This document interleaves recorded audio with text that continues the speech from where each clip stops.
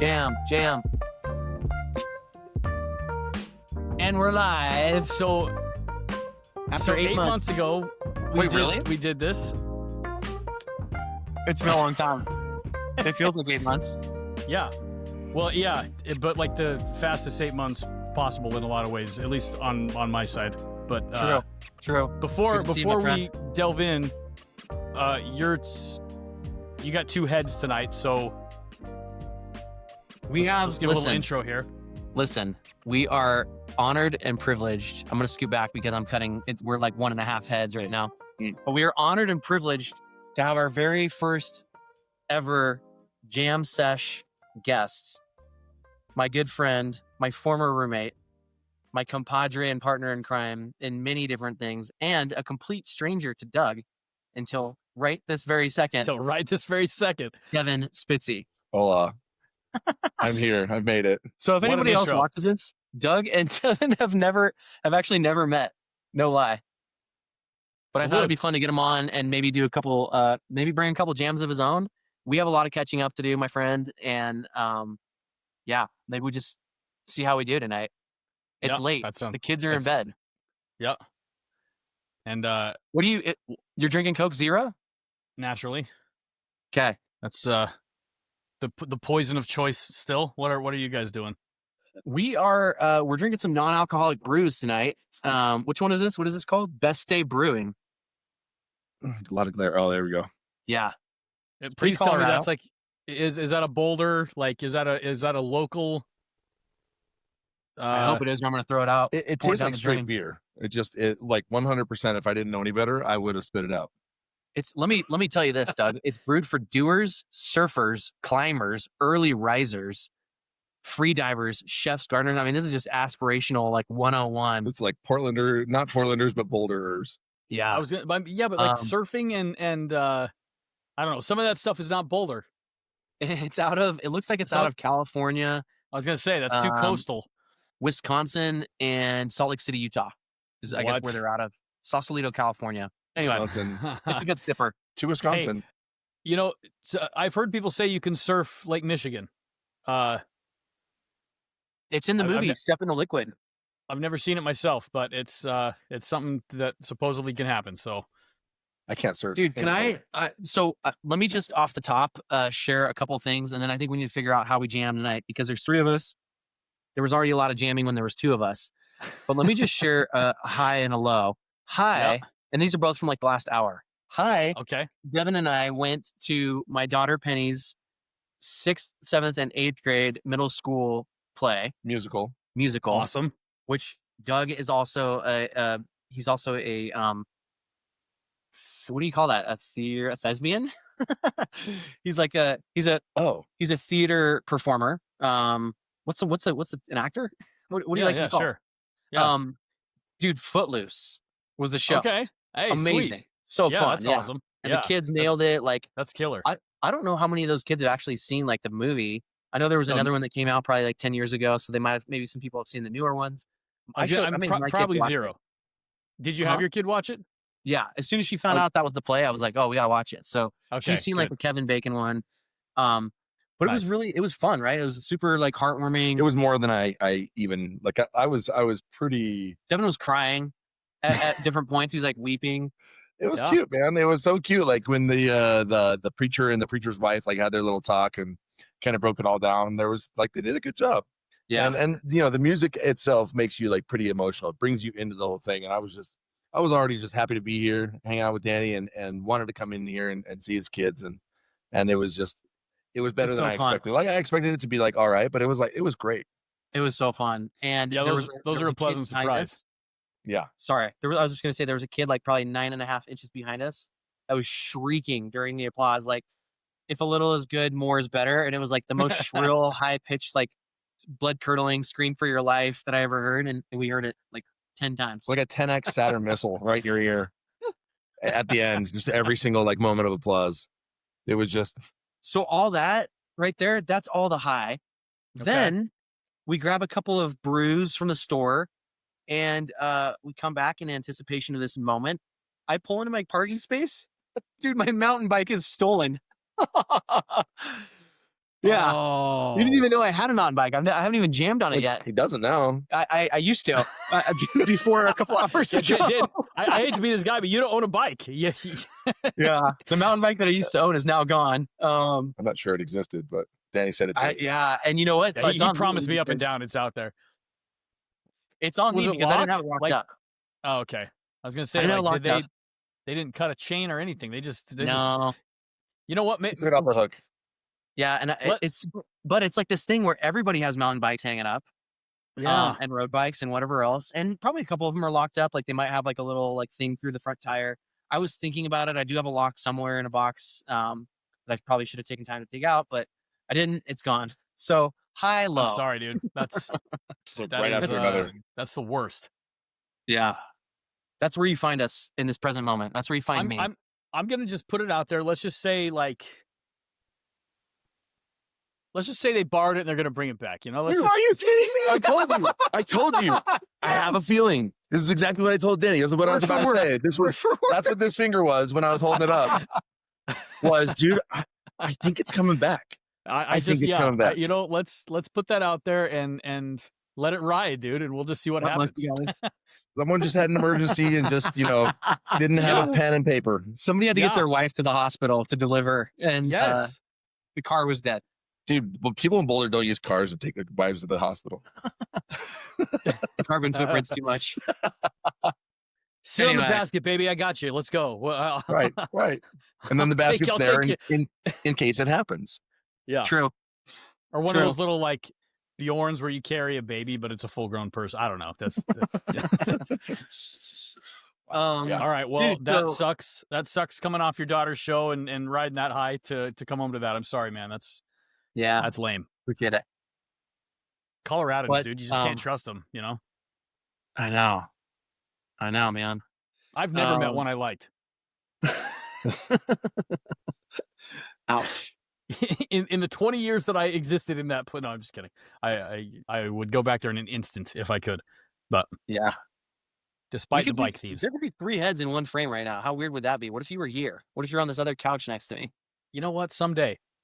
I feel like I tried to pull that off this summer, but like when I was out there visiting family, but I think you had a million things going on. So did we. It couldn't happen. It couldn't happen. So yeah, I apologize, man. Dude, it has been 8 months. Like, how do we do this tonight? How do we like? Well, make it happen. Like, I got maybe 2 things I can share. Yeah. Let's do the. Why don't we take like 5 minutes per side and just kind of like. Let's chat through the pleasantries. Yeah.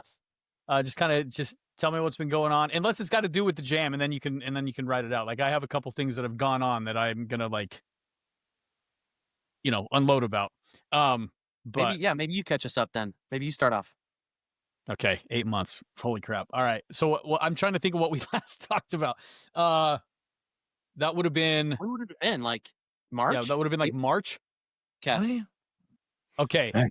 So what was going on in March? Okay. So March, I was getting ready to do Willy Wonka. Yep. So did that. Tell Devin really quick, and anybody else that might be watching. Like, it's community theater. Yeah. Like, so we just saw tonight, but on a much higher level. Literally watched Willy Wonka on the flight here. Hi. All right. I love it.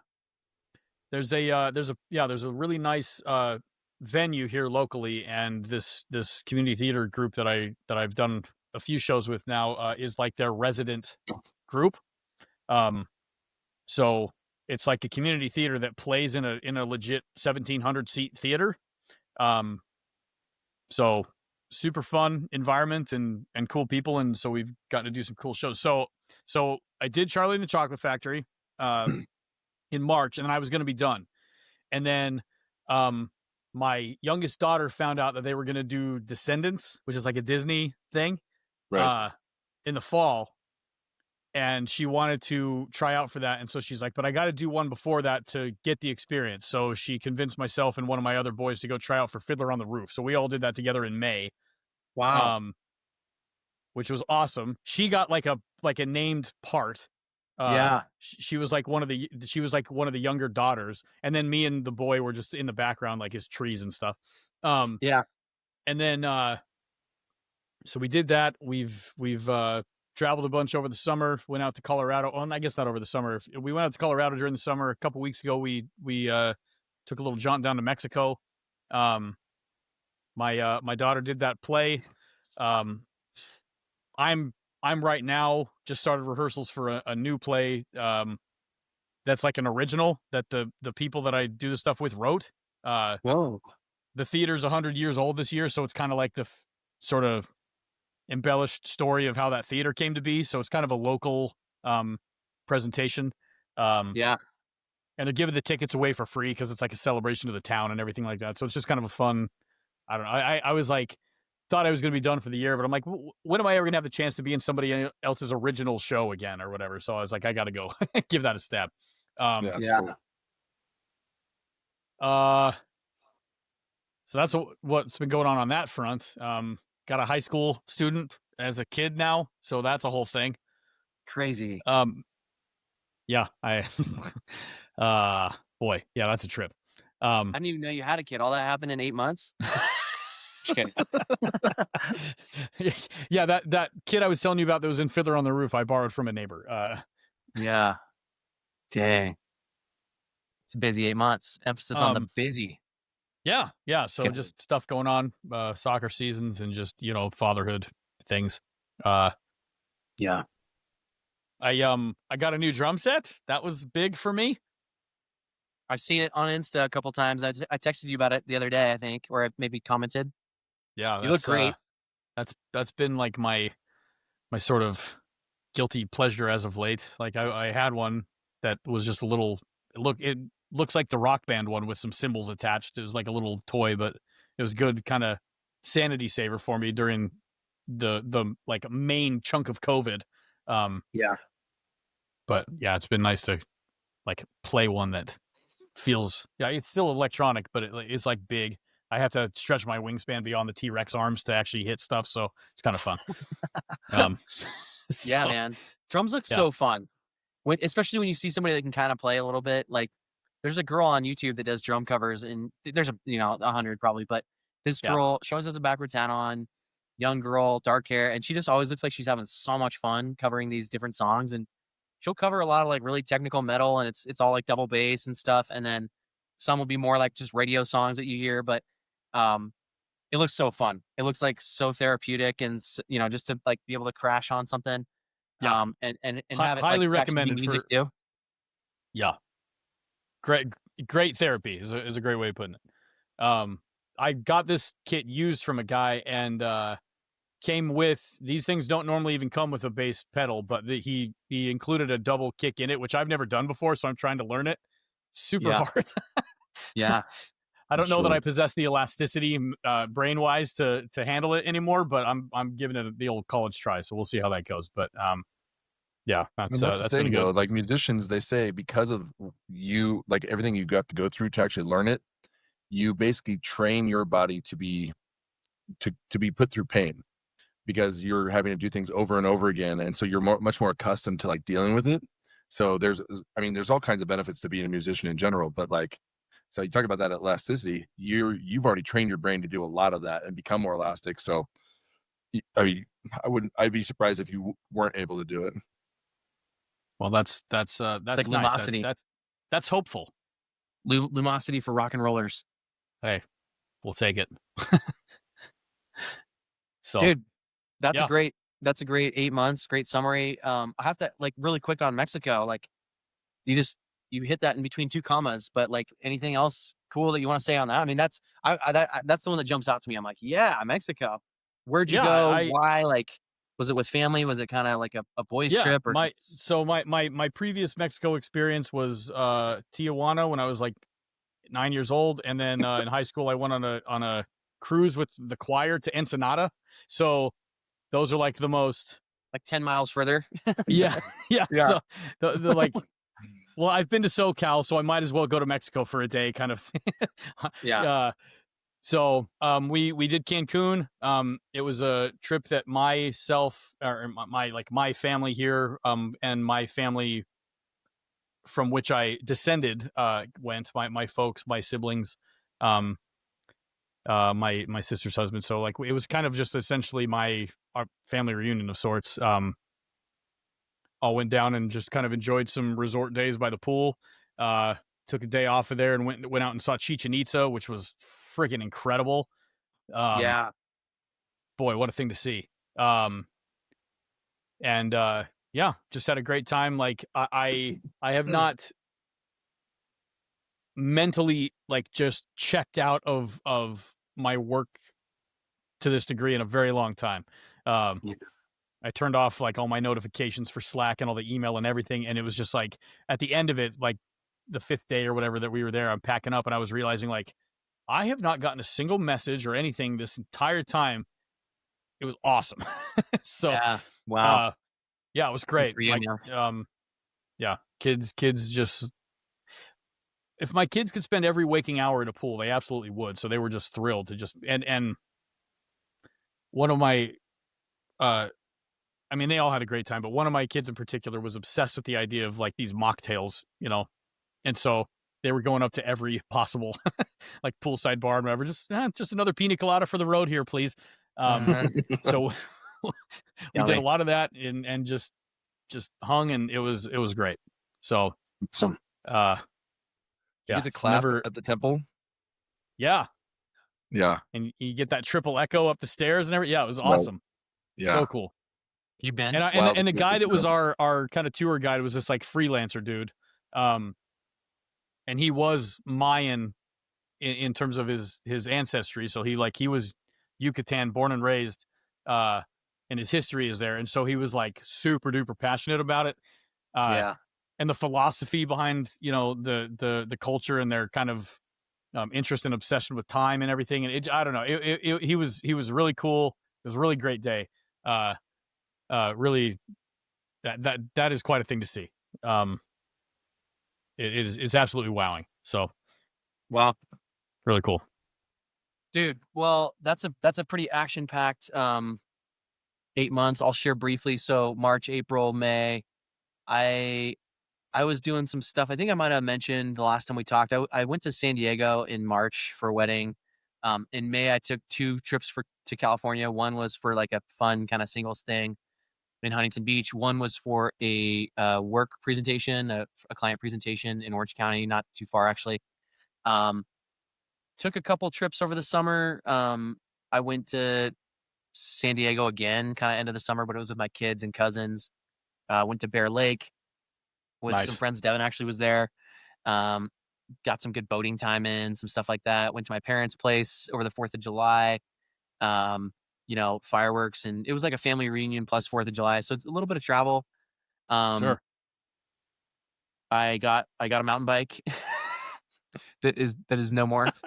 but might be coming back. Yeah. When did you buy this? Dude, I mean, it hasn't been like Doug has never heard me talk about it. I probably got it in I don't know, June or something like that. I rode it a couple times. Yeah. Go ahead and laugh. Never getting invited back again. Oh, wow.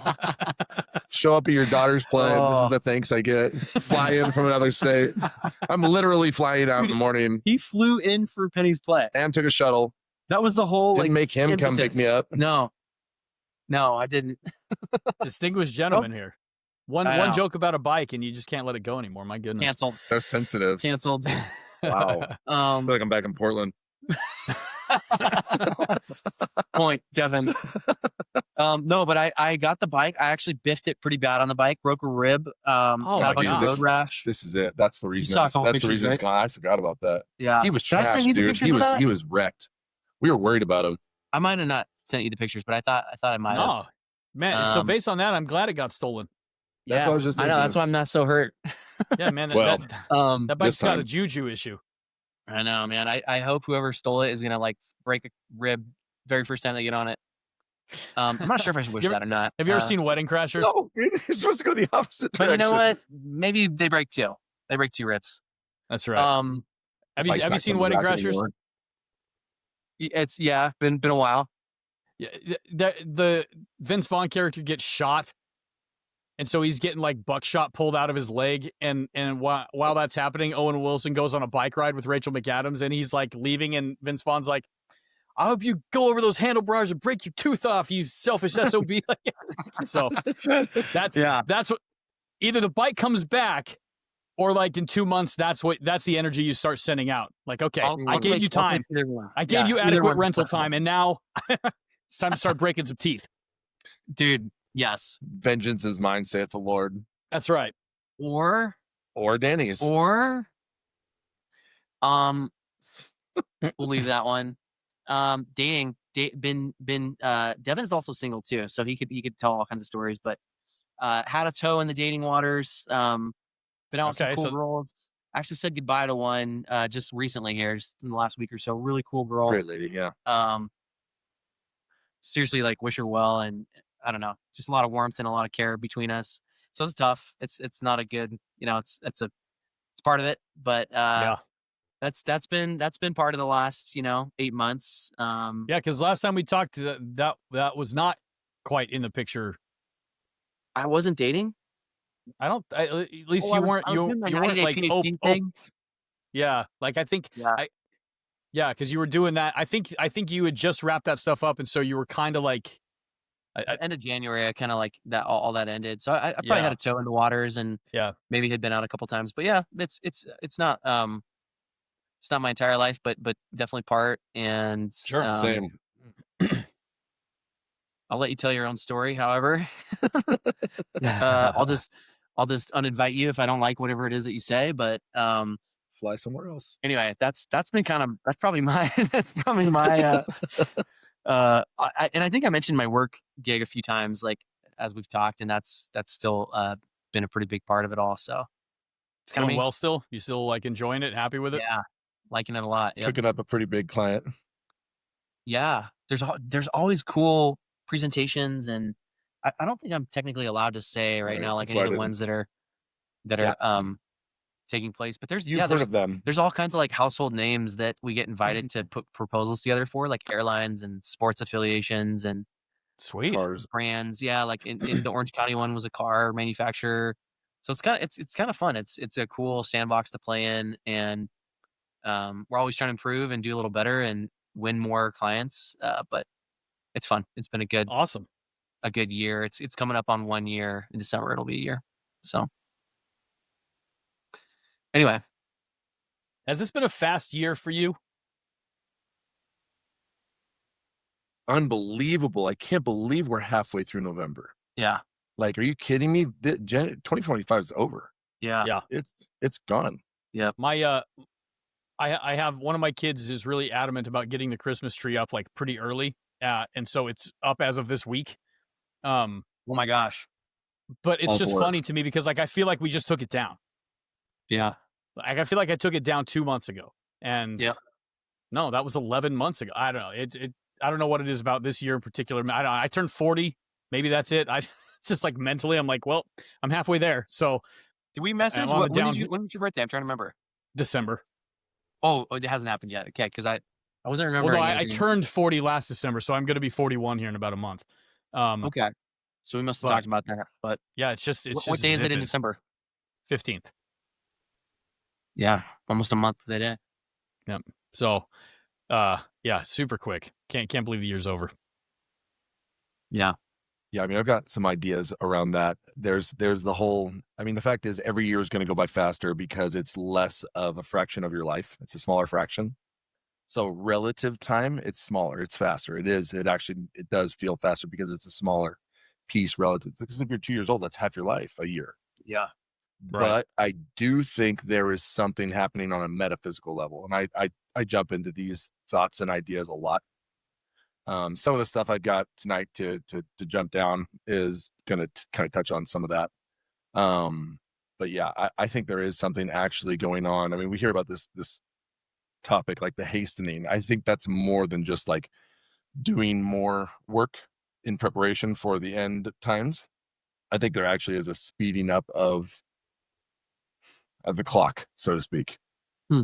Yeah, personally. And there's some other like people that you can check in with, like whether it's Edgar Casey, who is like a historical psychic, or this other lady, Dolores Cannon, who is well known in the psychic hypnosis, like, which I don't put a ton of stock into a lot of like woo-woo stuff, but the fact is there are like metaphysical things that take place. And I mean, that's there's a lot to jump down there, but both of them actually talk about something like this and how 2026 is kind of kickoff point.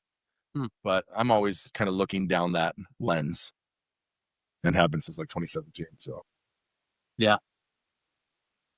Hasten. Do I have to? That feels like we're like halfway in a jam for you. Should we is this where we start? Like, do we like go around and each take a jam? Yeah, set it off. So I guess the direction that I was gonna, I guess we'll just jump right into the big one. This is a little bit of an interesting topic. So kind of dubbed this by using ChatGPT to kind of like work through some of this theory. So, personally, quick background, like spiritual guy, member of the Church of Jesus Christ of Latter-day Saints, but definitely like went off that path for a long time. And thankfully, I think God knew that was going to happen. So he really helped me to know that I should be a missionary, so I could like learn some important foundational understandings before I went off the rails and, drank and did drugs and all that sort of thing. But had some pretty fascinating experiences surrounding some of those things. And I've always tried to kind of like understand, because there's a lot of understanding, a lot of people trying to understand psychedelics. And I had a therapist that was LDS, and one of the things we talked about is how it's changing, like mushrooms, for example, psilocybin is changing the understanding of psychopharmacology, because people can take it once and actually have positive effects that last anywhere from 6 months to maybe even permanently. And so we really don't understand consciousness. We don't know where the seat of consciousness is, but I developed this kind of idea that I call reality compression. So everything that we experience in mortality, we actually experience through a bottleneck. So there's actually so much more, but in mortality, in this body, we only kind of think about it like this, like the electromagnetic spectrum covers radio waves, it covers infrared light, it covers visible light, which is like this tiny little sliver, right, of the electromagnetic spectrum. And I think what reality is like this much smaller, kind of more narrow bottleneck. And I think some of these substances that we're told very clearly to not partake of, and things that are illegal, I think they actually can either widen the bottleneck. People talk about like how they might like open a portal or something like that. I mean, interesting ways to kind of describe it. But I think sometimes you actually open up a different part of the spectrum, like here, or here, or sometimes you just widen it altogether. Like widening one bottleneck, or keeping that one, but also having a second bottleneck. Or Yeah. So crazy. I think because people that have near-death experiences, like all these things kind of tie in, and having the understanding that we do through the restored gospel is, I think really helpful. It's kind of the anchor point. It's the tether that I use to kind of base my hypotheses around. So to me, I've kind of had this feeling that one of the reasons we're not supposed to use mind-altering substances is because our prescribed spectrum of reality is mortality. It's right here. It's this. And there is so much more to experience. And a lot of times the reason people can't explain something that they have happen from this like different increased, widened bottleneck is because the body is not really meant to interpret and understand those things. And that's why I think a lot of like in scriptures, like if you have like a spiritual experience, you have to be actually transfigured. So that transfiguration is basically allows you to better understand that concept. I know this is like, dude, this is like a way out there thing. I can't. But like this is where my brain always goes. Like this kind of stuff is like understanding. I got nothing reality. after this, by the way. This is like prophecy science. Like we should have closed on this. Huh? We should have closed with this. I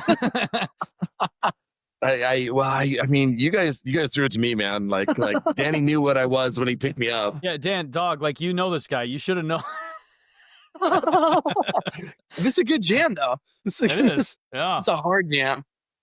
But that kind of dovetails into this thing that I was talking to Danny about. And again, this is like, it's wild stuff. Like I have worked in a lot of different industries, including the video game industry. And you know, in the video game industry, you've got this programming like layer, and people talk about how you can like see under the map, like when you have like people who can do like speed runs in video games, and speed runs, they use these different glitches so they can like jump like really far ahead in the game to do it really fast and beat it.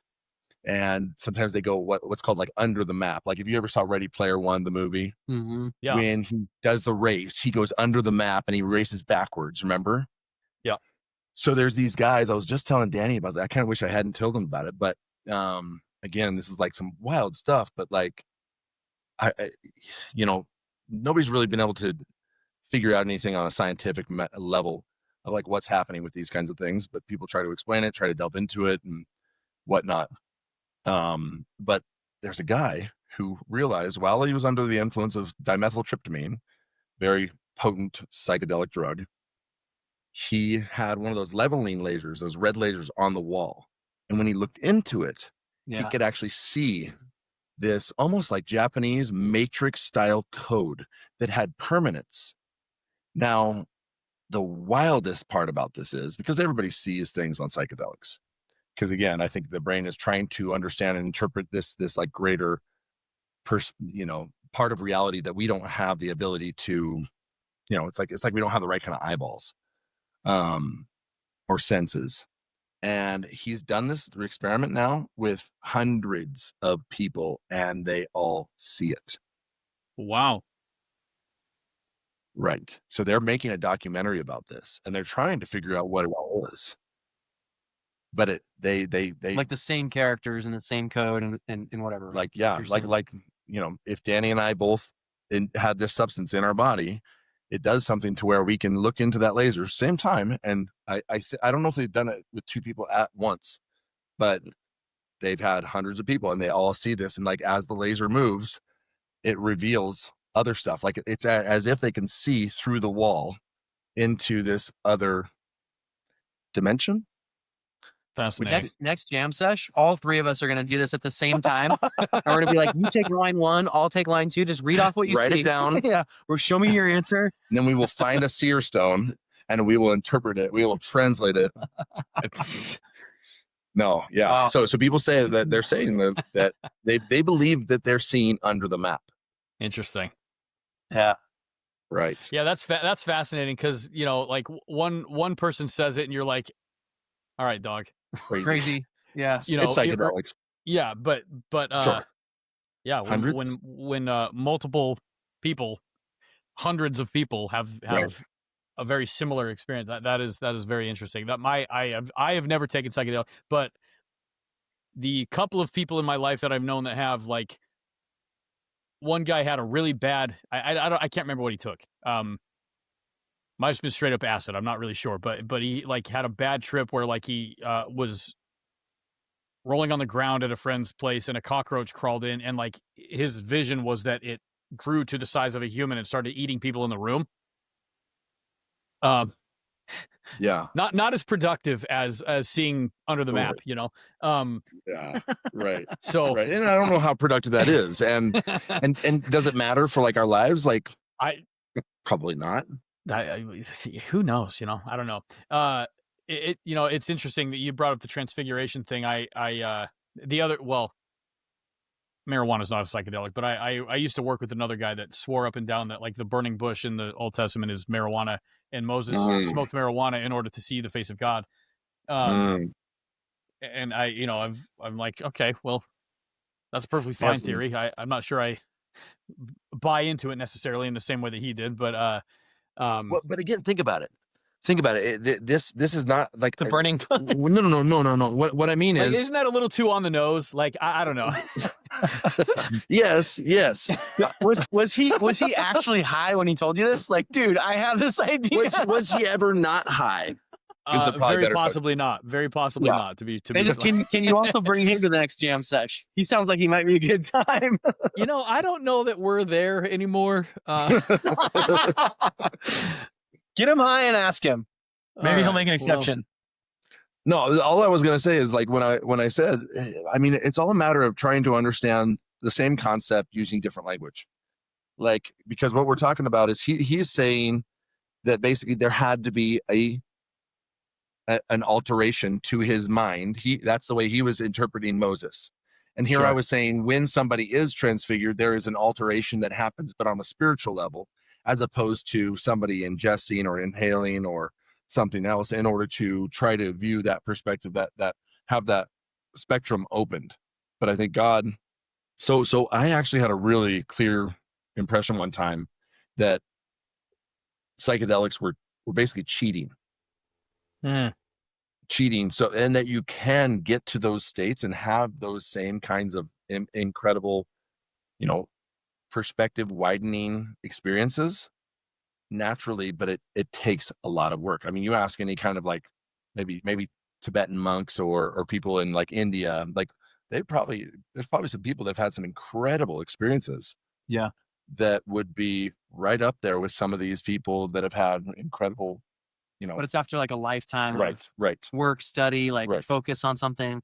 So it's the cheat that gets you below the map, and most people are not gonna be going after it with that kind of like understanding, and because they may not be ready for it, and you can open up doors that may not get closed.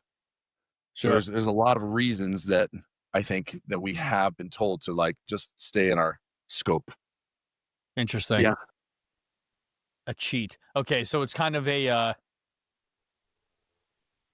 like a metaphysical Tower of Babel. Sure, that's a fascinating way of looking at it. Sure. Yeah. I can get down with that. Yeah, because I mean, the thing is, especially with psychedelics and even psychoactive substances like THC, you don't have this same kind of like with alcohol, you don't have like a hangover. A lot of times people actually feel great after that stuff wears off. Sure. And as to why that is the case, like that's a fascinating question to like try to like discover and understand. But like if any of my theory actually holds any water, and you really are getting kind of a little bit more of that experience of what is beyond the veil, of what is beyond mortality, like to me that could actually like explain some of that like lingering feel good, happy, all is well kind of feeling that you get. And like you don't want to eat meat, you just want like juice and vegetables and like be in the sunshine and just like love everybody. It's like, I don't know, it's my mind is always trying to understand everything. So it's just, yeah, I'm always connecting a lot of dots. Gem number 1. Yeah, hot dang. What an opener. Yeah. You ever gone to a concert and the opener's like way better than the dude? What if the concert was just real short all of a sudden? See you next 8 months. Yeah, dude. like, well, it was a good run.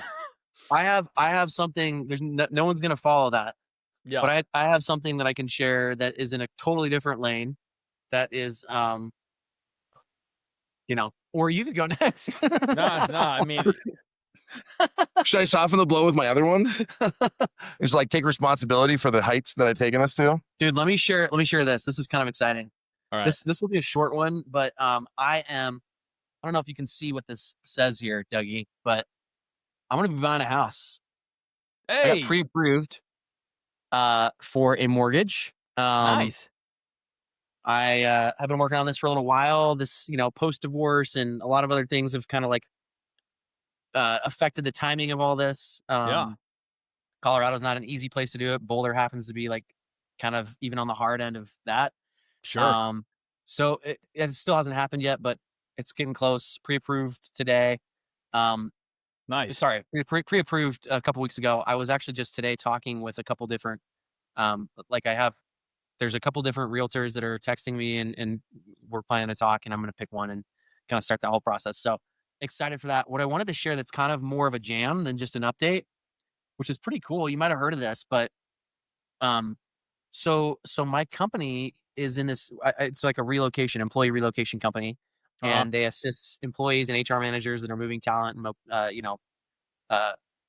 employees around.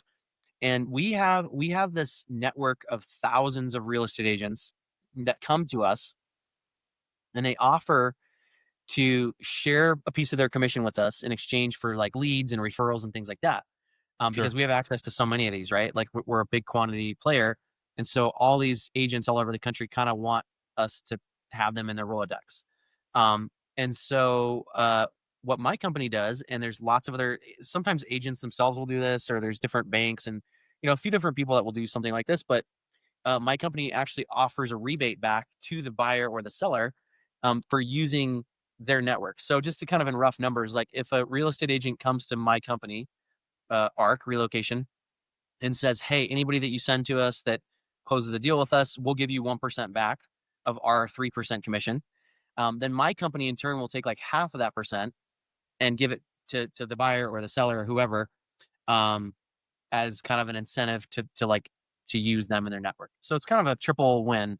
The agent gets the lead that they might not otherwise have gotten. My company makes a little money, and then the person that uses my company in the network gets a little bit too. So I am going to actually do that. I went through and I did like a form on my company's website, just like I was anybody else that would be using them.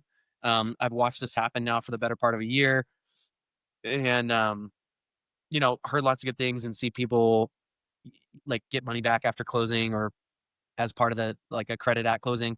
And I'm gonna do it. So if it's just for rough numbers, I got approved for 600 grand on a house, and so if you take like 1% of that or 0.5% of that, I guess 1% would be like 6 grand, and 0.5% would be like 3 grand. So we'll see. I should get back like $3,000. Kind of cool.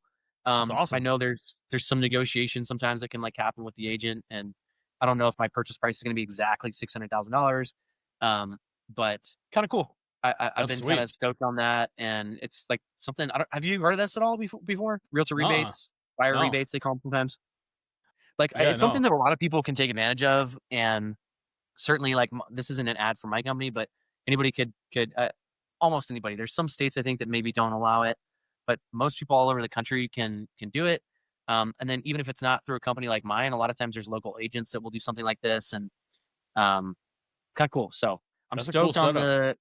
Yeah, I'm stoked to be able to kind of be doing it, and I'm interested to see like how this like rebate thing actually works out.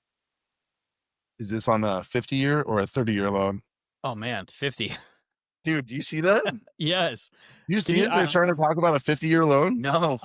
Yeah, this is like something the current president's like trying to like push out as a good idea, so it'll lower your payment by blows the mind. 50 years. Wow. I can't wrap my head around that. There's not a contract on this planet that I would sign that had a 50-year. I mean, think about it, dude. On a 30-year loan, you're not making like much payment on your principal until you're like at year 22 and a half. Right. So you're basically paying interest on a 50-year loan probably until, let's see, if it's like 2/3, it's like 40 years. 40 years, you're just paying interest. Yeah. So it ends up being like $1 million in interest instead of like 300,000 or something like that. Like it's bananas. Win-win-win. You get in the house, the bank gets more. Just kidding. You know me, I love lining a good bank's pockets. Dude, a lot of good banks out there. I love me a good bank. I just like the little guy. I just like seeing the little guy win, I'm never gonna win that. JP Morgan Chase. His name's JP. How big could he be? Little JP. I went to school with a JP. He was a tiny guy. Yeah. Every JP you've ever met's like a 6-year-old kid, like selling newspapers or something, eh? Yeah. Newsies. Another good musical. Dude. Yeah, there's a JP in there for sure. Might be a background character, but he's in there. Dude, that's my first jam, man. Just kind of short and sweet, and I'm stoked on it. But I'm gonna throw it to you now. Oh boy. We need to hear about you and your life and what's been on at your mind. All right. Okay, let's try this out. So let me tell you a quick story, and then we can talk about the implications of how this could have gone and whatever. Yeah.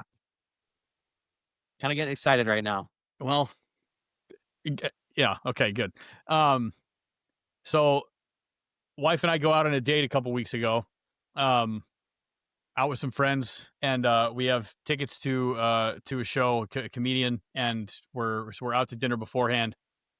And as we're driving over to dinner, we're getting calls from our two sons, and they're like fighting and stuff, and so they're calling to like have us freaking hash it out, Yeah. King perfect. Solomon split the baby or whatever. I love it. And it's driving me Our nuts. I'm favorite. like, dudes, can you just like be gentlemen so that we can have a night out without, having to deal with this? Like, don't call me back unless somebody's bleeding. And so they finally leave us alone. It's like, okay, great. So we're having a great time with friends, have just ordered some pizza, and my phone rings again. It's the older boy, and I'm like, what the heck? And so I'm like walking away from the table because I'm about to unleash, and I'm like, I don't want to use daddy voice in front of the friends or whatever. And yeah. I feel the swears bubbling up in you right now. Yeah, like I'm turning into the dad on Christmas Story in real time, slow motion, tire nuts flying. Yeah, that's right. And I'm just and and I answer the phone. I was like, dude, what do you need? And he goes, somebody's about to call mom, and you need to pick up because his brother got hit by a car. And I was like, wait, what? And he's like losing his mind because he's in charge and little bro got hit by a car. Oh my and gosh. Like the million things running through my head in that moment initially are like, okay, why aren't you with him? What, all this other stuff. And it turns out that he had given my other son some cash to go run over to McDonald's to get them some grub because they weren't fans of what we had left for them to eat, I guess. And it's pretty close to our house. It's like less than a mile away. He's riding his electric scooter over there, and apparently he's in the crosswalk with the right of way, and somebody turning left didn't see him and just plowed him right over. Oh my god. And so I feel bad because my boy that I'm talking to is freaking out. Like you can tell he kind of feels a little like, oh, I probably shouldn't have sent him to go do it, kind of a thing. I mean, and so I go back in, and by this time, the paramedics that are dealing with him have called my wife, and so we have to leave the restaurant and head to the hospital. That pizza did not get eaten. Yeah, correct. And yeah. And so we're like, she's on the phone with paramedics. My son wakes up in the ambulance and is freaking out because like to hear him tell it, it's like 1 minute he's looking at McDonald's and the next minute he just kind of wakes up and he's like strapped to a gurney and can't move and he's in this ambulance and with this strange person and whatever. And the paramedics on with my wife and he's like, well, he's kind of upset. Would you like to talk to him? And so she gets on the phone with my boy and kind of calms him down. And so by the time they get to the hospital, he's like in a better place. He's kind of yucking it up with the EMTs, telling him jokes and like, just coming back to himself, I guess. Yeah.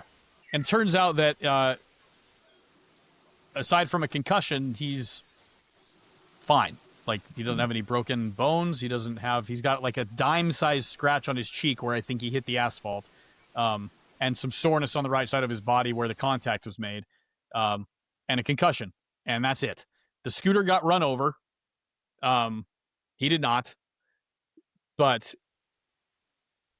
just a wild call. I don't recommend anybody get 0 stars. But we've been talking through it a lot. What's that? He just bounced off the car like Gumby, huh? Yeah, I guess. And he's still like, I mean, this is coming up on 2 weeks, and he's still got a headache from the concussion. And to hear the people that we talked to that night tell it that can last 2, 3, 4 weeks sometimes, depending on the severity of the concussion. But he's healthy otherwise, and we are counting it as the miracle that we see that it is. Yeah, man. And glad he's okay. Yeah, I mean, and we had a couple of epiphanies during the whole kind of scenario. The first was a call like that just puts all the little piddly nonsense into absolute perspective. Yeah. It was just kind of like that stuff I was worried about. Why was I worried about it? Like, I don't know. Just it was a very interesting, like, well, once the what could have been like, once the disaster has occurred on the spectrum of the aftermath, this has turned out to be an inconvenience as opposed to a tragedy. Yeah. And I don't know, like I still can't wrap my head around the fact that, like, that was all it was. Well, like, we had to go to the fire station to collect the scooter on 2 days later or whatever. They had taken it from the scene for safekeeping, and so we went and got it, and like the back tire's all smashed up. It's unusable. And we were just like, dude, look at this. Like, look, you don't realize how lucky you are. Yeah.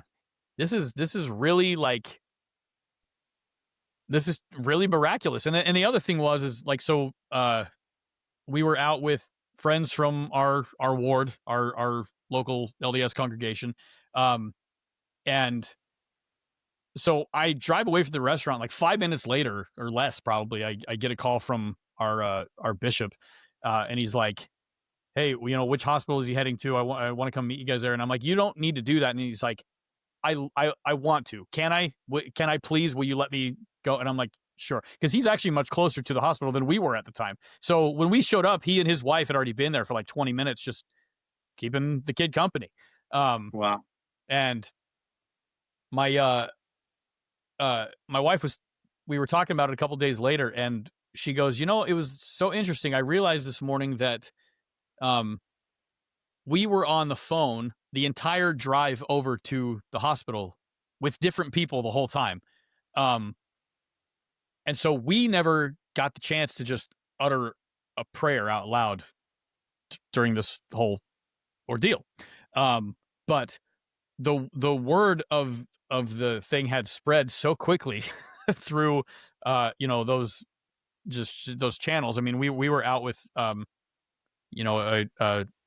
group, and one of those guys was in the bishopric, contacted the bishop real quick, let him know. It just went out everywhere so quickly that we were getting message after message of people, like, being like, oh my gosh, I just heard what happened. We're saying a prayer for him. We hope he's okay. And so where we didn't get the chance to actually participate in that part of it, our back was had by our entire ward. And it was just a really fascinating moment of just like, that's what it's about. Like, I am firmly okay with the idea that those prayers paid dividends, and that he received that energy, because I'm still like, he's walking around just living his life. Yeah. I mean, it is really something. So yeah, there you go. Little perspective. Hopefully it doesn't take that type of thing to get to the place where we can kind of let go of some of the lesser nonsense. But that has been a very helpful event in terms of just being able to kind of go, you know what? Some of the stuff I'm worrying about is really not worth my energy. Yep. Anyway, Jay. So there you go. That's the jam. Happy to still have my boy with us. How long ago did that happen? Like less than 2 weeks ago. Jeez. Yeah. Which is wild. I mean, the kind of trip that you basically go through when you first hear, and you have to consider all of the possibilities that hearing that news could entail. Right. Yeah. The shock,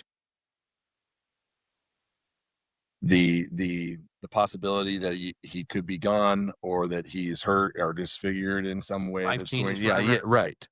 Like, there's so many different possibilities, and all of a sudden, like, you're driving down this like narrow path of like what your life has been, and all of a sudden everything just changed. There's a possibility of everything changing, like that you just hadn't considered. Like you thought about like life changes and making this change here and there, but like in that moment, it's just like this forced unknown change. Yeah, just foisted upon you. Right, and the way that great word, by the way, foisted. Yeah, I think you just won the podcast. Is that a real word? Tonight. Foisted? I think so. Wow, I hope so. If it's not a word, I sound like a huge idiot. You just dropped foisted upon you. Keep going, Devin. But I think is foisted a word? It said forted. Foisted. That's a great word. I instantly knew what you meant. Oh yeah, like forced. Is foisted a word? Yes, a verb, unwelcome or unnecessary person or thing on someone, often through deception or by stealth. Dude, yeah. Hats off to you, sir. Whatever it took to get us here, like, thank you. And we arrived. Dude, foisted. Yeah. I knew I wasn't making that up. I hoped I wasn't making that up. I can't say I thought you weren't, but I wasn't sure. I mean, I just don't have like a big vocabulary, but instantly understood by context. So right. I was just thinking about that. I mean, I've had a number of those life events recently, and it's wild how it just pulls everything into your perspective. Exactly what you were saying. Like all of a sudden, those things that seem like a big deal. Yep. Nope. Like if you would have had to, you could have had like conversations with people that maybe you didn't want to talk to because it didn't matter at that point. Right. Yeah. It makes me think about, there's a couple movies that are obviously fictitious, but it makes me think about like It's a Wonderful Life, old Christmas movie, black and white, George Bailey, classic. The new Barbie movie. I hate that movie. I haven't seen it. How would you have seen it? Why would you admit that? Because I wanted to see how terrible it was. I had to go. I think about the movie Click too, like that with Adam Sandler and the remote. Kind of same principle, but it's like the little things in life that George Bailey in It's a Wonderful Life, and like the stair rail knob that like frustrates him every time it comes up. All those little things like just dissolved once once he kind of like took full stock of like what he could be dealing with instead, i.e. like having never lived, right. Or in the case of Click, like kind of a different thing. Like what if this guy's whole life, he watched it kind of vanish, and so just those kinds of things come to mind when you share that. And it's gosh, man, I'm so glad he's okay. Yeah. Scary, and it's we all like, I think nobody really tries to like lose sight, but even if you're like being the most grateful person that you can possibly be, there's still a way that all that stuff just recalibrates you. Yeah. Because it's just so gripping and it's so violent, like when it just comes that quick. It just you're on your heels all of a sudden. It's just kind of like, okay, well, that was unexpected. And then the other thing this is gonna make me sound very insensitive, but after we got there and discovered he was fine, and discovered that they had done x-rays and CAT scans and all this stuff to make sure that he didn't have any like internal issues, he didn't have any breaks, any major stuff, then we were just like, tonight of all nights, right? Like just out with friends, have tickets to see a thing. Like it was just like, couldn't have picked a night where like we had just left to go to the store or something for a couple of minutes, like and we have to spill milk now. Yeah. Like Ticketmaster, they don't forgive you. Like I'm just out the cost of that thing. It's just and so we've we had a good chuckle about that, and I was just like, well, you know what? Yeah. And you didn't get to eat that pizza either. I'm still thinking about that. I'm glad you brought that up, because the people that we were there with, one of the couples brought the pizza by the house. They brought it to us. Yes. And so we came home at like 11 p.m. after he got discharged from the hospital, and the pizza was there, and it was like, oh my gosh, because we were dying. We had sat down to eat that at like 6 p.m. and that's right when those calls came in. So we left, no food. So we had the pizza and our stuff there, and it was just like, I've never scarfed pizza so gratefully. Yeah. I was so hungry. Man, yeah, it was heck of a thing. But milk unspilled. That's right. So Well, so something kind of came into my head, like while you were talking about that, because you talked about how everybody was praying, right? Like most likely they yeah, had your back, like, and you didn't have a time to like say a prayer. But the fact is, like, he had already, gone through what had happened. So again, this is me kind of delving down like funny paths, but they've done experiments with prayer where they chose like random hospital patients, and they had groups of people pray for like that. They pulled two groups out, right? And they had people pray for one group and not the other group, and to see if there was any like measurable or noticeable difference in like their improvement. Turns Okay. out like there absolutely was, but here's the wild part. Those people that they pulled out and like prayed for, they were patients from like 1970. Like, so Like, what do you mean? So they had already either been healed or not? Yeah, so they didn't tell them when these people had already had lived and already what they had gone through. So I mean, obviously the question is like, was there some miraculous event that had them pull out only the people that had been healed? But they actually use this as evidence that prayer is retroactive. Yeah, wow. So wait, they didn't intentionally assign people that had. Okay, I see what you're saying. Nope, they pulled out people at random who had already even maybe died, and turns out that from what they did in the experiment, the people that they had prayed for actually had better outcomes, like measurably better outcomes. Like I think this is like a well-known study, actually. Like you can go and search this out and find, maybe it's a hoax, maybe I'm wrong, but they use it to actually cite like the belief that prayer is retroactive. interesting. I mean, the way we understand time is sequential, but the way that we understand that God understands time, it's like when we look at a sound wave, like the sound wave, we can perceive the entire sound all at once instead of having to experience it from beginning to end. Like that's the way God can actually understand all of existence, at least in mortality. Beyond that, we don't have any idea. So, dude, Incubus needs to write a song based on all of your jams. Like they'll write a. bro, I'm just straight Looney Tunes all the time. I get the miracle. I'm not in a straight jacket, dude. I'm like looking something up really quick. Because you reminded me. I don't know if we should go here, but we're kind of already almost here. Hey, let it ride, dude. So quantum mechanics. Mm-hmm. There's this observation. It's like have you heard of this? This principle of observability, where it's like just something that Devin, you're probably gonna be able to explain this like so well. But basically, there's studies and stuff that have been done where if, gosh, I'm trying to think of how to explain it, but basically like if somebody saw it, then it happened. Like it already, then like it would have happened in the past already. But if they didn't see it, like there's like these envelopes where people will take pieces of paper out, like sealed envelopes, and they'll take pieces of paper out. Is any of this ringing a bell? Like these experiments where like if they see what's written on the piece of paper, then it like happened, and if they don't see it, then it never happened or something like that. I mean, there's two things that comes to mind. One's called the double slit experiment. And yeah. I read a book that was a novel, but it was about that, and it was based on these like true kind of science principles, quantum mechanics. Yeah, and Schrodinger's cat. I was gonna say that sounds like a Schrodinger's cat thing. Right, that sounds more like Schrodinger's cat, but either way, it has to do with observation. Yeah, and basically, observation affects the outcome. Yeah, that's what it is. Yeah. So like if you didn't hear the tree fall, then it didn't fall or something like that. Yes, right. Exactly. Yeah. I'm gonna put my pre-approval letter down because we're back into deep waters now. Have you heard of Schrodinger's douchebag?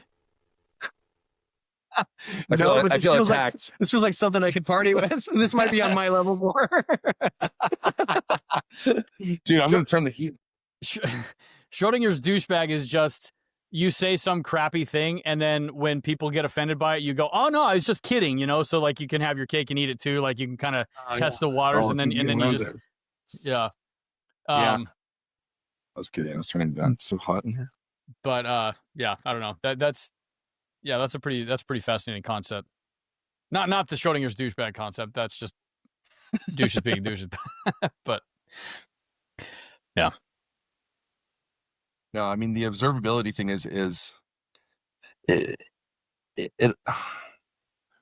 it's funny because if there is a God that is paying attention to all things in the universe, then he may not count as the observer. So maybe mortal observation, because otherwise the thing would always happen the same if observation was a thing, unless God is not paying attention to all things at once. Because he's like omni-seeing, so omni-observing, so everything's been observed by God. Yeah, I was going to say, is that definitionally different than what you're describing? Like, That's the question. I mean, I like to do a lot of crossover between mortality and Are we saying God's a real thing? well, yeah. I mean, I think so. I think so. It's just fascinating because You heard it here first. I don't know about first. Settled. Settled. First. Flag in the ground. That's right. This is ours. We claim it. Oh, I just lost my train of thought. Next jam. Yeah, It'll come back to you. Yeah, that's right. Hopefully. It's going to come back to me just like your bike. Don't force it, dude. The bike is coming back. Dude. Both you guys. I think you jinxed it, dude, with the whole broken ribs thing. Hey, can you just have everybody that prayed for your son and everybody that's you have retroactive? My bike, it's important. It's about the same thing, right? Dude, that's not the way it works. You have to pray after it comes back. This is like Christopher Nolan's religion, you know, like right, dude. The Church of Tenet. Yes. I'll catch a backward bullet any day of the week, baby. Let's go, bro. I couldn't understand that movie. I watched it so many times. I gotta watch it again. I was actually just thinking about it, like just the other day. I'm like, I gotta revisit that. I gotta see if I can get my head around it one more time. Which movie is this? Tenet. Oh yeah. Like you think you're smart? Like if you're on your high horse, go watch that movie. You'll be fine. Yeah. My problem. I was so excited for like 19 seconds in the beginning when it started off all like fast paced. I'm like, this is cool, and then I found myself somewhere in the wilderness, like you guys are describing. My struggle with that movie, it's not really even I don't think it's a flaw in the movie, but there are things in the movie that are just sort of man, I'm trying to figure out how to phrase this. Like presumed facts that like the audience doesn't know or have any hint about. Sure. Like primer. Yes, that object that they break into pieces that sort of like controls the entire. Like, I want to know what those freaking pieces are, you know, like. But we point up the MacGuffin, I guess. It's just like you just have to accept the fact that these pieces do have some sort of control over and so I don't know. It's fine. It's okay. But there are elements of it where I'm just like, okay, so we are just going with the fact that this just is. All right, fine. But suspend your disbelief. It is. Yes, but I don't even know what it is I'm supposed to be disbelieving. So suspend your disknowledge of whatever you're supposed to disbelieve. Yeah. Suspend your unknowledge. I don't know, but I do want to go back and watch it again. I have it. I got to go dig it out and take another look at it because it was a fascinating movie. I'm very excited about his Odyssey thing that he's doing next year. Yeah, that should be decent. Most movies nowadays are just struggling to have proper dialogue that is believable between humans, much less character development. Yeah. I know we talked about this on a previous jam, but like you don't know it's about Doug. Yeah, this is about to get into Doug's wheelhouse right now.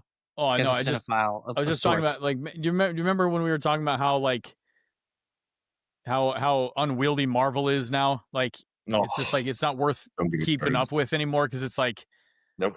I'm kind of like I want something original. How many plot lines, dude? Like how many like tangenty like universes and I want something. I don't care if it's deep. I just want something like that's actually its own thing. Like don't try to lead me into the next thing. Just tell me a story. Take 2 hours and just tell me the tale. That's what I want. I mean, honestly, all they have to do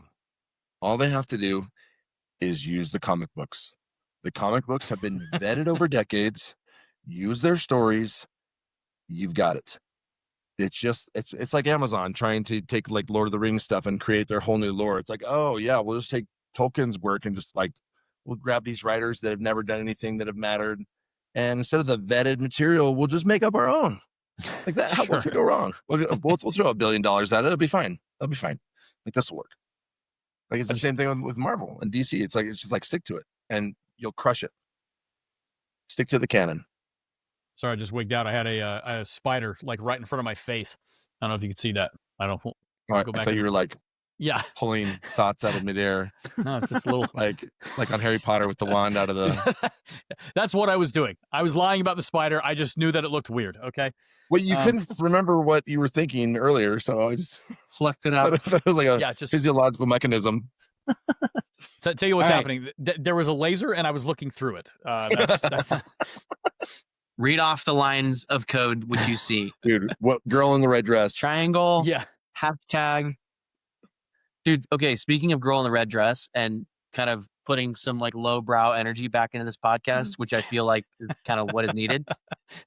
Let me show you this lady in a red dress Oh yes. that kind of matches what you got in the background, Yeah, dude. because this is something that happened over the last few months. Love that. I think you and I maybe need to actually jam Yeah. one time, not tonight, but How you I liking haven't that? had an electric guitar in a really long time, probably since I was like 17 or 18. Dude, that my version of that is the first one I ever had. Really? Yeah, Jamie gave it to me for Christmas about Ye- 4 years ago. It's the first one I've ever had. Yeah, love it. It's great. So you've only ever had an electric guitar for 4 years? Yeah. Okay. For And some reason, and I had it in my head. explains a lot about how bad I am as a player. Come on, My dude, you Renaissance. I haven't seen you do something bad yet. Seriously, this guy can sing extremely well. I have a breadth of shallow skills that are just fun. But I do here. I'll Can you play the pentatonic scale? Because I can. I'll expand on your jam. I can't hear This- anything. This little guy is my newest one, and I made this. Oh yeah, but it looks kind of looks like a Telecaster a little yeah, bit. it's Tele shaped. You got some single coil pickups. Yep. It's a good looking guitar. It's Tele everything. I mean, I cut the headstock kind of close to the thing. I dyed this neck with like leather dye, which mixed results in that I made the mistake of actually applying it directly to the neck in a couple of spots the first time I did, and it just like drank it so fast that it's just Super dark. Yeah, it's like it's really I don't think it looks bad. it's Kinda cool. unusual. I think it looks like So, real wood. But yeah, like this is I'm still working out some action and some stuff here. There's a weird thing where the two high strings are not picking up as completely. They're quieter substantially than the other ones, so I have some sleuthing I have to do. I'm wondering if it's a bad soldering job somewhere or something, but so this is Wait, but like it sounds resonant on the fretboard. It's just not the pickup side's not picking it up. yeah, Like it's so it's not the action or the bridge or anything like no, being yeah, well, wonky. just once it's plugged in, like I'll play a thing or if I'm arpeggiating, like the top two are just much quieter. So I got to figure that out because I can't use it for anything. Yeah. Is that a 24 fret neck there? What are we at? 12, 21. Okay. Yeah, 21. So, but yeah, I've always wanted a telly. I don't want to pay for it because good Lord, are they expensive. So I got this. Actually, my family gave this to me for Father's Day, the kit. So I did it's a weird kind of the struggles I went through on this, like, just the body job were, Yeah. I think it looks great, man. It's like a kind of dark grayish navy. Yeah, like the color is awesome. yeah, it's kind of odd, but so it's a lot of little weird scratches and crap that happened during it. So I mean, it's definitely 101. Yeah. But Battle axe, dude. I'm looking forward to getting the stuff worked out so I can actually start doing stuff with it because it is fun to play. But yeah, I can't get it to. When I see that Telecaster, man, I feel like you got to play some surf, some old kind of like Dick Dale or some like, I don't know, something surfy like Beach Boys or some Jan and Dean or like, yeah, something pretty vintage and real like summery. Yeah. I don't know. It was a fun project. It took a lot longer than I was expecting or planning on it taking. Those layers and layers of that stuff you have to put on and let it rest for a day. And I mean, it's just like I'm an impatient person apparently, so it definitely was a test in that way. But I'm happy with how it turned out visually. Now I just got to get it to a place where everything's functioning as it should, so I can actually use it. But yeah, so work in progress there. But dude, I'm looking at time, an hour and 22 minutes. Do we each go one more jam and try to make it like quicker? Do we? Where do we go from here? It's kind of long. We're at 90 minutes, dude. Almost 90. You guys rock. I'm sort of drawn a blank on my other ones I was thinking about, so I'm good to bow out. Let me share something with you because I think you might like this a little bit. This is a good mental doobie right here. I was telling Devin a little bit about this earlier, but this is a little more philosophical, something that it's like more of a true jam that I've been thinking about this last probably week or so.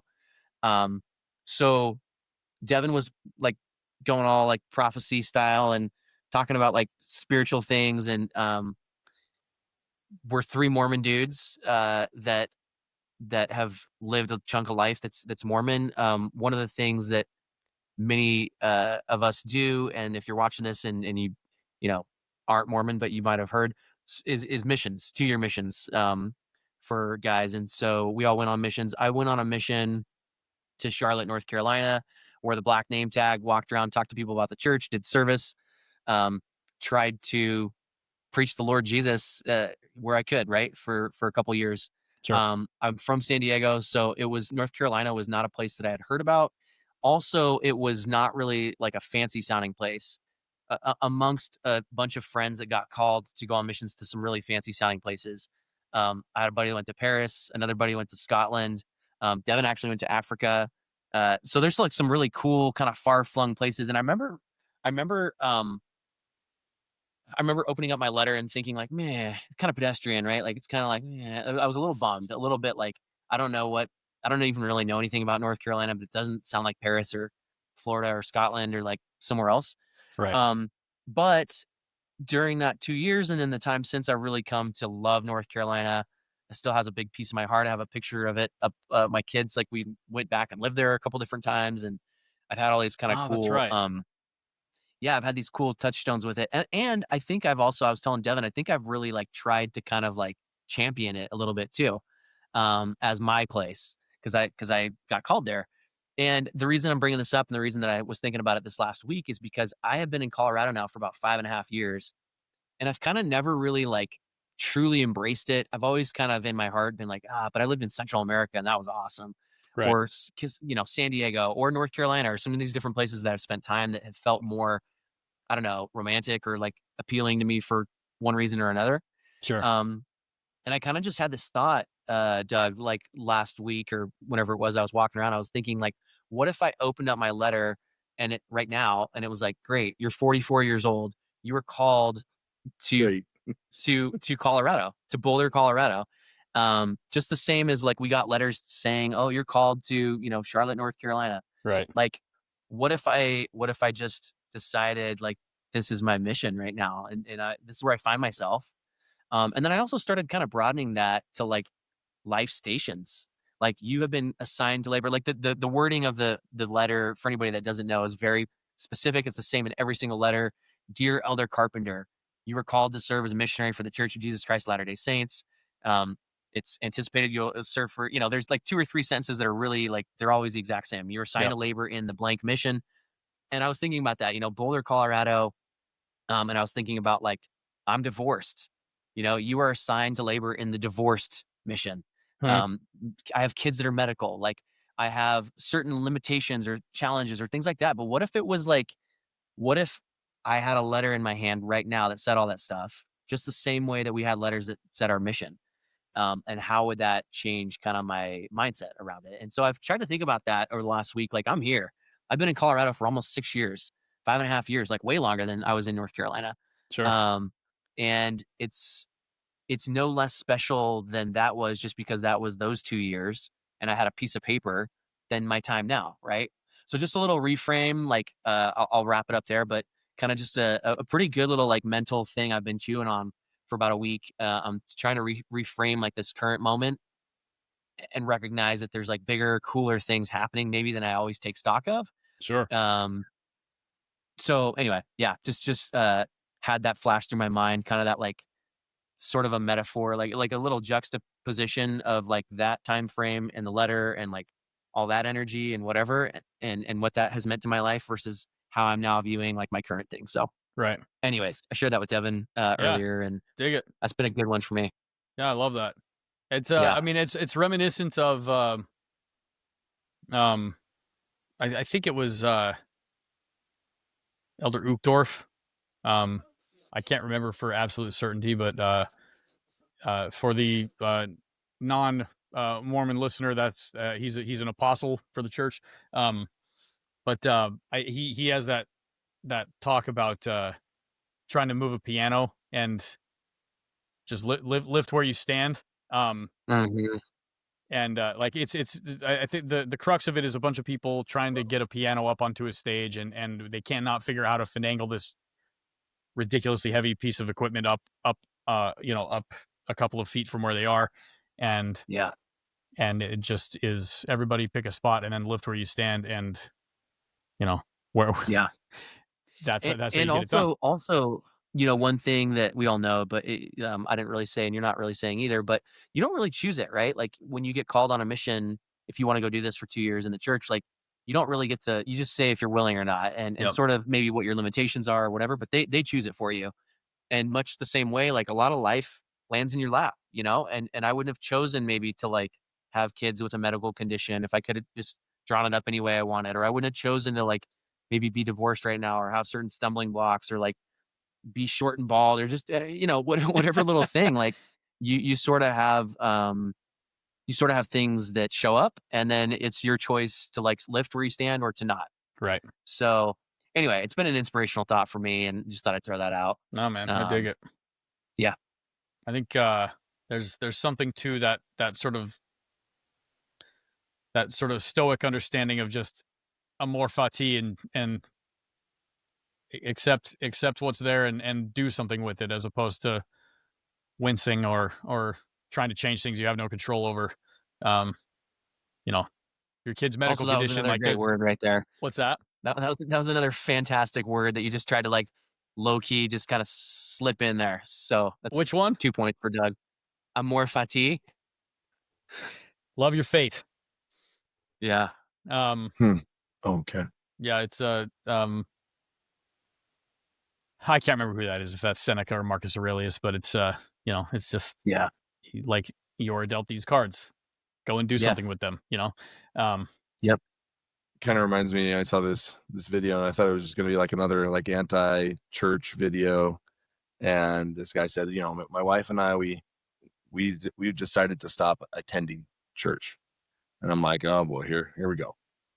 And then he said, and we decided to start attending to the church. Oh, interesting. Okay. And that has really stuck in my head, because I think so often, like, I'll go as a single guy who's never been married, never had kids, but would love to have all of that, or even some of it, like, would also be great. Yeah.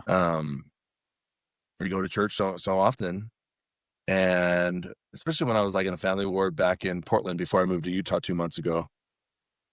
I would just go and like, I'm a super outgoing guy, but going to a family ward, it was just like people, maybe I was dragging myself out of bed to like go because like I should, and like I believe it, and a lot of times like I wouldn't really have like any kind of like, nobody really come up and like talk to me or anything, and I'd just go home and be like, all right, I went.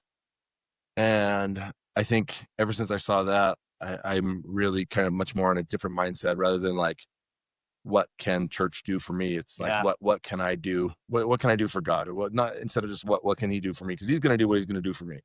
And it's the same thing with the church. Like, so it's like, what can you do? It's the JFK thing.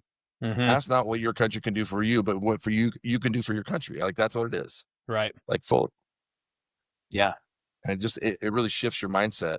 And if you can like maintain, we can maintain that like in other places, like, man, you're going to be an effective individual. Yeah.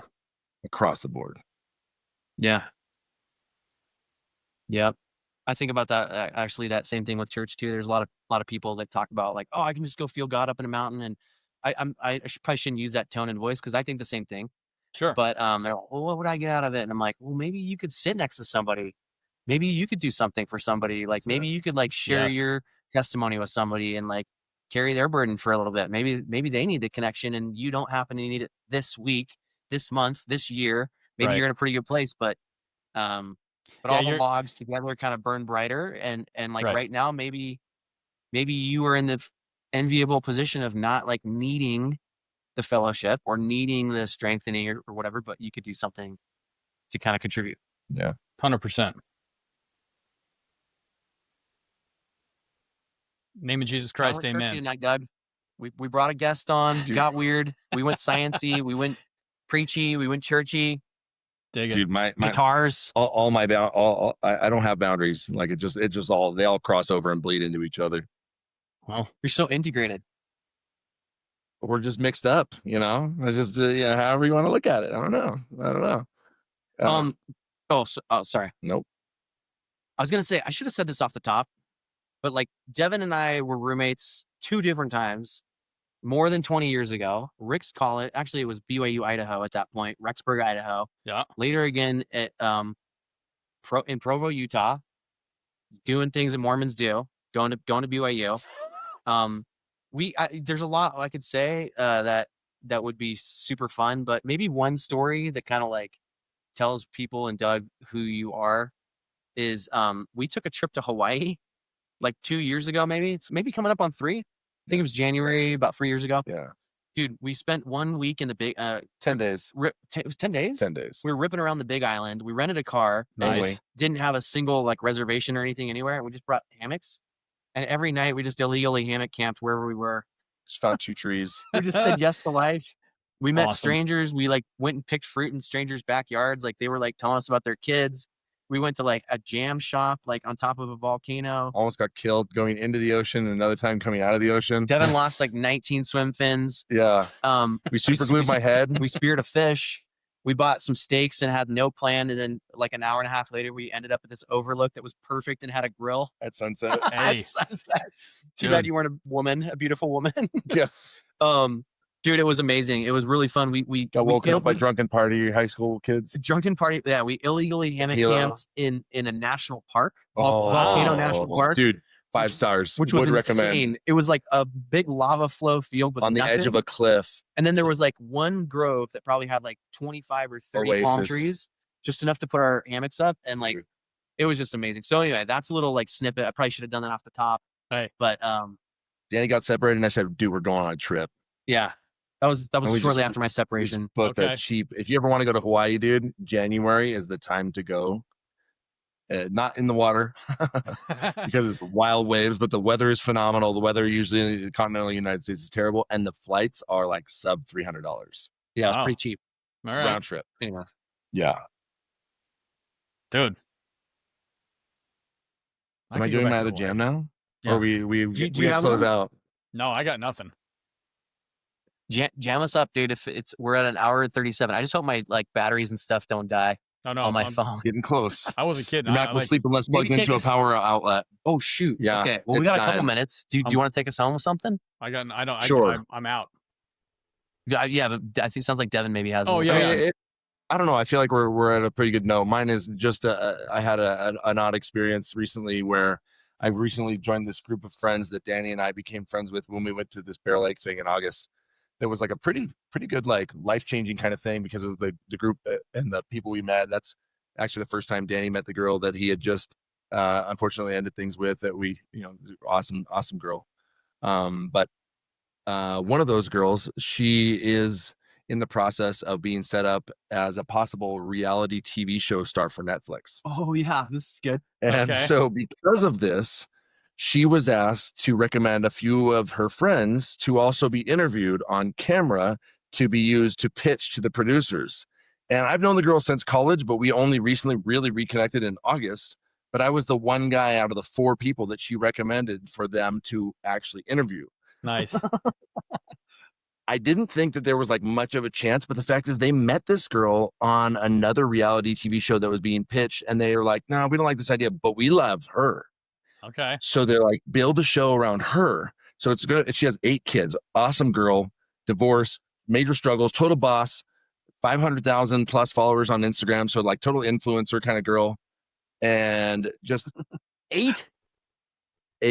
Dude, it's her house. Her house is He's like, not gonna hear anything else for the rest of the night. I just, do you know what? Why? Who? Do you know how many potential scooter car accident calls that is? Call back. so we're gonna have to like pray a lot. Pray a lot. You know how much pizza is not being eaten with 8 kids? Dude, good luck having the neighbors bring all them back. Like, bless her on her journey. My goodness. Yeah.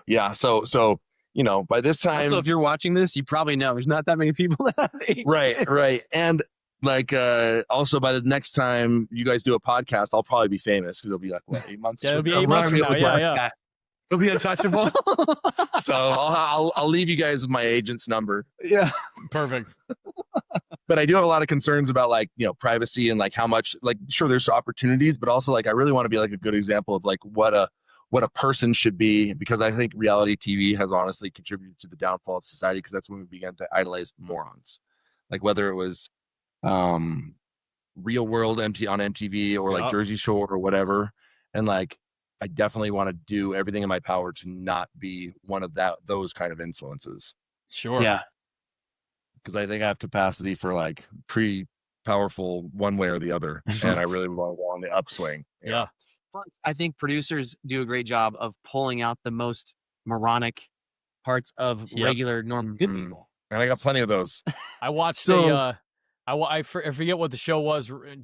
My wife and I were watching it recently. It was, and the girl complained like, well, I just got a bad edit. And I leaned over to her and I said, you know what? You just have to be good enough that they can't edit you poorly. Like you just have to not be a prick to people. Don't give them a lot of material. Yeah. Like, I'm like, she didn't get a bad edit. She gave them everything. Like I don't know. It was interesting. Yeah, it was like, well, I'm so toast. Like my mouth doesn't shut. Like it's going to be a problem. They're going to be able to just make up anything they want. Like, what's the process like? Like, when do they shoot a pilot? Do they know? Like, do they have to write a treatment first and then get a funding for a pilot? First, it was like informal interview. Then it was like, okay, yeah, you guys are good. And I was interviewed together with one of the other girls that I love. And then there was these 2 other girls that were interviewed individually. And then they said, okay, cool, you guys are great. We want you to be together, kind of like Danny and I are here, and be on camera so that we can use you and use some of this video to create, basically to show these producers, show the people what we're trying to put together. And then they green light it. And then they come down, follow us around, follow her around, and we're maybe there. For like a pilot or something. For a pilot. Yeah. Yeah. And that pilot, again, is used to like secure the more like full pitch or full season. 8 episodes or something. Yeah, exactly. So she said it would probably be like a year, but I don't think that's a year before like cameras are rolling. That's like a year before it would be on Netflix, assuming it gets picked up. Yeah. Right. But considering this girl and like how they've been like moving towards it, like I think there's a bigger chance of it happening than I thought, which is, that could be fun. I don't know, mixed feelings about this whole thing. Doug, this one extreme or the other, go that way. Amazing. What's that? I was just gonna say, if you're going one extreme or the other, go. You got this. Yeah. Don't get a bad edit. Just, dude. Maybe once the producers hear about all that stuff you said with like winding and whatever, like when you said what you said, one time, maybe they'll be like, okay, we got to pull this guy. We got to like work some conversational threads in about like this guy and his mind expanding substances. Hey, Devin, what do you know about portals? Right. Oh, well, that's a whole other podcast. Just set them right up, tee them off. Yeah, man. So both of my jams tonight had to do with reality TV and reality compression. So take it. Nice theme. Yeah. Great theme. Strong good packaging. Strong work. Doug, I think we need to make it not 8 months before next time, man. Yeah, maybe. I mean, I like, just in case, let's just pencil it in for June right now, but I'm saying we could probably swing something here in the next 2 weeks. Which year are you talking about? By the latest. Yeah, 2027. right around the time that Netflix show is coming out, we'll reassess. Doug, our podcast could explode if this thing gets picked up and Devin's like this. All of a sudden, this I'm gonna carry you guys. Rainmaker superstar. Yep. We got a back catalog episode with him in it. You know, I've been looking for the right set of coattails, and tonight might have. That's like the third greatest thing you've said tonight, and it's pretty great. Her dream had come true. She was a folk singer. You guys know that? Anybody? It sounds like Forrest something Gump. to do Forrest with Gump, Jenny. yeah. It was Forrest Gump. Yeah. Jenny. Yep. There she was with her guitar. Foisted was so great. When you dropped foisted, I knew that was a word. I knew I wasn't making that up. I stand in reverent awe that you just had that on the tip of your tongue, and you almost got away with it. Like, had I not called attention to that, we wouldn't have really been able to like celebrate it properly. But I think foisted, you know, just like we did, 50% of the people that listen would be like, "Oh yeah, of course," and then the other 50 would have been like, "It's not a freaking word," you know. So, all right, man. But all right, fellas. Well, thanks for making time. it was good. Dude, one last note. The unofficial sponsor of tonight is a winter edition Red Bull. If you haven't tried it, highly recommended. Fuji apple with ginger. Okay. Yeah, Devin did did sugar free. Christmas, maybe. And you get the full octane one too. I did the regular. I didn't do sugar free. I thought yours was sugar free. Okay. But they make it, right? I'm gonna go They make find it. that. That actually sounds delicious. I might. Well, No, based on it's like sparkling cider with ginger. It's kind of tropical, dude. It's kind of nice. That, We did really summery stuff tonight with our like Northwest. lime and our like our lime brew and our Fuji apple. Like, this is very July. I'm gonna have to see if they have it around here. I based on what time it is where I'm at, I'm gonna need one of those in the morning on the way to work. So I'll go hunt it down. Same, dude. Same. Yeah, dude. Sorry it's so late. Hey, you know what? Had I not been doing this, I'd maybe be asleep for like 30 minutes by now. So no big deal. All right. Right on. Well, that seems as good a time as any. So, Devin, anytime. Okay. Come on back. You know, I know you're gonna be rich and famous here before too long, but you know, it's good meeting you. I'm gonna be really busy. No time for peasants. Hey, Oh, I don't know anything keep about jamming, my friend. it. All right, y'all. Be good. Peace. See you, man. Nice to meet you.